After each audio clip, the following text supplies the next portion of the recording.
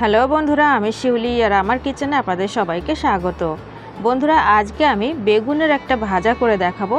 এমন একটা ভাজা যেটা বিনা পেঁয়াজে বানাবো, মানে পেঁয়াজ ব্যবহার করব না, শুধুমাত্র রসুন আর টমেটো ব্যবহার করে এত টেস্টি, একদম চাটনির মতো স্বাদ হবে।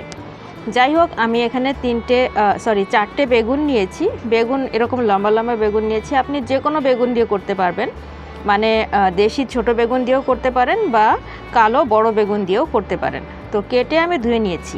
এখানে নিয়েছি দুটো একটু বড় বড় সাইজের টমেটো, কারণ টমেটোর চাটনির সাথে করব তো তাই।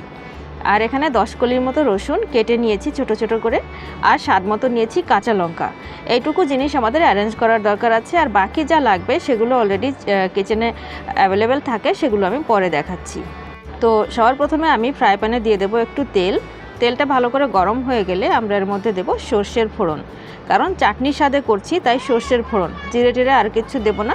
তবে আপনি যদি চান 5 ফোড়নের ব্যবহার করতে পারেন। যদি জিরে দিতে চান তাহলে 5 ফোড়নের মধ্যে জিরে যে থাকে সেটাই দিতে পারেন।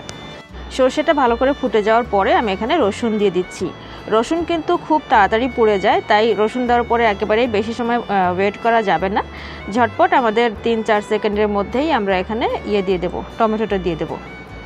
টমেটো দেওয়ার পরে আমাদের দিতে হবে নুন দিলে টমেটো খুব জলদি নরম হয়ে যাবে, তাই। তো নুন দেওয়ার আগে আমি কাঁচা লঙ্কাটাও দিয়ে দিচ্ছি। আপনি চাইলে লাল লঙ্কার গুঁড়ো ব্যবহার করতে পারেন বা শুকনো লাল লঙ্কার ফোড়নও দিতে পারেন। আমি স্বাদ মতো কাঁচা লঙ্কা নিয়েছি, স্বাদ মতো নুন দিয়ে দিয়েছি, আর আধা চামচের মতো হলুদ গুঁড়ো দিয়ে দিয়েছি। ভালো করে মিশিয়ে নেব আর কিছুক্ষণের জন্য অপেক্ষা করব যাতে টমেটোটা একটু নরম হয়ে যায়। তো দেখুন, টমেটো একদম নরম নরম দেখতে লাগছে। তো এখন আমি এর মধ্যে বেগুনগুলো দিয়ে দিচ্ছি। বেগুনের সাইজ কিন্তু আপনি আরও একটু ছোট করলেও করতে পারেন। আমি একটু বড় বড় রেখেছি আর কি। যাই হোক, ছোট করলে আরও ভালো হবে, আপনার ইচ্ছা। বেগুনগুলো দেওয়ার পরে আমরা ভালো করে মিশিয়ে নেব। জলটা দেব না, কিন্তু জলের ব্যবহার একেবারেই করতে হবে না। ভালো করে মিশিয়ে নিয়ে উপর নিচ করে আমরা ঢেকে ঢেকে সেদ্ধ করব। যেহেতু জলের ব্যবহার করব না, সেহেতু যাতে নিচের থেকে পুড়ে না যায়, তার জন্য একেবারে লো হিটে করে আমাদের রান্নাটা করতে হবে। আর যদি বাই চান্স নিচের থেকে পোড়া লাগতে শুরু করে, তাহলে একটু 2-4 চামচ জলের ব্যবহার করতে পারেন।